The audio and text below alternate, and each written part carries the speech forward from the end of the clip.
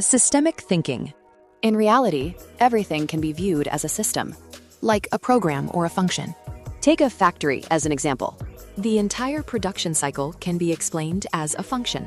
And just as this function is triggered by many other functions, it also triggers many functions in return. Systems interact.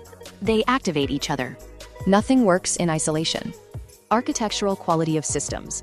The basic rules of strong architecture are the same for all systems. Modularity. Parts should be separable and replaceable. Flexibility. The system should adapt to change. Resilience. The system should survive shocks.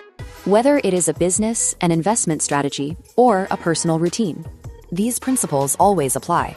Emergence. Another key model in systemic thinking is emergence. The whole is more than the sum of its parts. Sometimes 1 + 1 does not equal 2.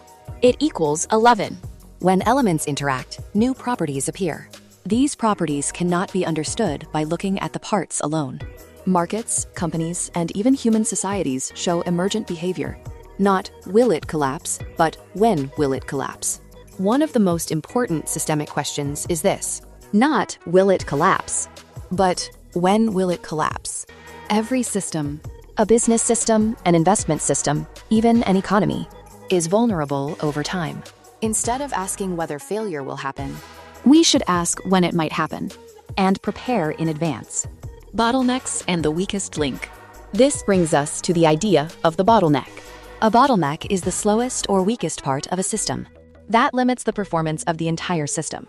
The strength of a chain is determined by its weakest link. In business systems and investment systems, the weakest part must constantly be identified and improved. This process never ends. Another danger is rule accumulation paralysis. Too many rules make systems rigid and inefficient. Complexity can suffocate performance. Path dependence. One of the most powerful systemic mental models is path dependence. As you move forward, your options decrease. Early decisions shape and limit future possibilities. Mistakes made at the beginning grow larger over time. That is why exit options must always remain open. Path dependence means that past decisions restrict present and future choices. In investing, portfolios often create psychological path dependence. Instead of asking, if I were building this portfolio today, would I build it this way? Investors become attached to past decisions. In business, companies often become trapped in their existing models. Once a business model is built, it becomes difficult to change. And companies may even deepen their commitment to a flawed path. In life, the same pattern appears. When we are young, we have many choices: education, career, relationships. But as we make decisions over time, future options narrow. Feedback loops and continuous optimization. The foundation of life itself can be understood through systemic thinking. In systemic thinking, feedback loops are unavoidable.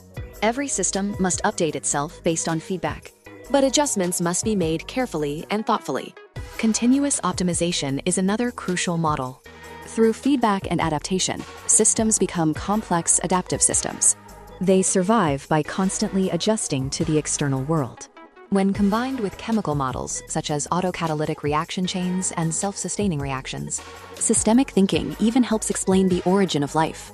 The most successful investors, the most successful companies, and the most successful individuals share one trait: they constantly update themselves by applying systemic models. This is the essence of systemic thinking.